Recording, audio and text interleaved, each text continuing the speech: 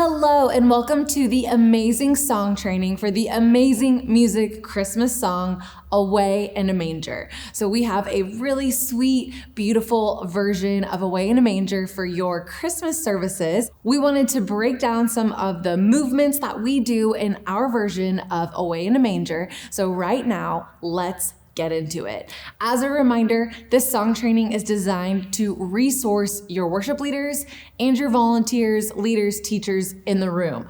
Away in a Manger, to be honest, it doesn't have a chorus. So you might not want to do any movements on this song and just let it be worship, and that's totally okay. So we've created some motions that are kind of optional for this song because you might have an older classroom that doesn't need any movements on this song, but you might have a younger classroom that needs something to keep them engaged. So just feel it out for what works best for your environment if you want to use some of the motions or all of the motions or none of the motions. But I'm here to just kind of explain the patterns and the timing behind the movements of Away in a Manger. As a reminder, I am mirroring for the worship leaders. So if you face the kids, you're gonna wanna follow along just like as if you were watching yourself practice in the mirror. If you're not leading worship up in front of the kids, you're gonna wanna just do the opposite of what I'm doing. So opposite hand, opposite direction, that's it. So let's break it down. Starting off, this song has 3 verses. There is no chorus,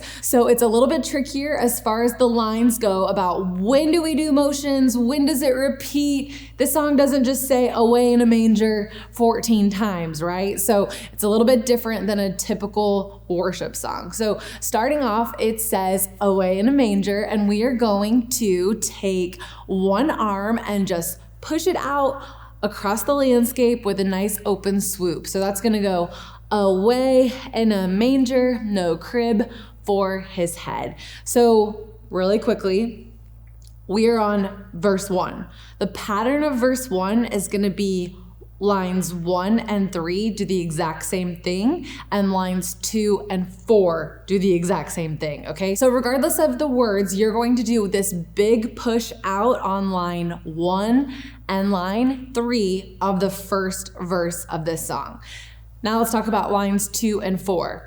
Lines 2 and 4 always say Jesus. So we are going to do traditional sign language for Jesus, just like this, okay? So you take your center finger and tap the center of your palm back and forth on the word Jesus. Now, there's some time before Jesus where it says little, but we're going to just take our time worshiping to get to that cue to actually do the movement on the word Jesus so that we're correct in our sign language, okay? So we're gonna go Jesus. Then on lines 2 and 4, it always talks about something with his head or sleeping. So we're gonna take our hands and make a little pillow and just go right up to our ear on the second part of those lines, okay? So we have push out, and then on the word Jesus, you're gonna make your sign language, go to sleep on the pillow, and then push out again. And then you're going to do your sign language on the word Jesus,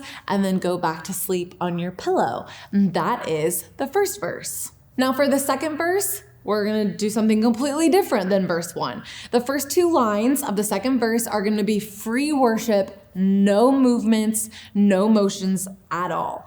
When the words say, I love thee, Lord Jesus, we're gonna just bring our hands to our heart like this. We're gonna keep our hands here for as long as possible. Feel free to go back into free worship. It says something about Jesus being by our side, so you can do a little emphasis with your hand on your heart. But verse 2 is kind of more free worship, not a lot of motions and not a lot of patterns, if that makes sense. So we have verse 1 with our arm push and our Jesus to the pillow, our arm push, Jesus to the pillow. Verse 2 is completely free worship up until it says, I love thee, Lord Jesus. You're gonna have your hands come to your heart like this and then emphasize it when it talks about how we're staying by his side. Now we're gonna move on to verse 3. Verse 3 is similar to verse 1 in that there's patterns on the lines 1 and 3 and lines 2 and 4. Lines 1 and 3 are always gonna do a big arm swoop to our heart. This is talking about how we're saying, be near me, Lord Jesus. That's on the first line. You're going to do the same thing again on line 3, but lines 2 and 4, we're going to just do really big arm swoops up to the sky over and over again for lines 2 and lines 4. So the pattern on verse 3 is swoop, hug to your heart, 2 arm push up, swoop arm to your heart, 2 arms push up. We're talking about heaven on that very last line. So let's put it with the music.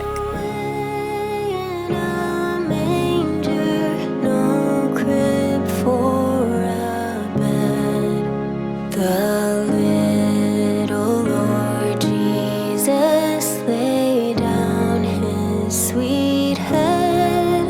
The stars in the sky looked down where he lay.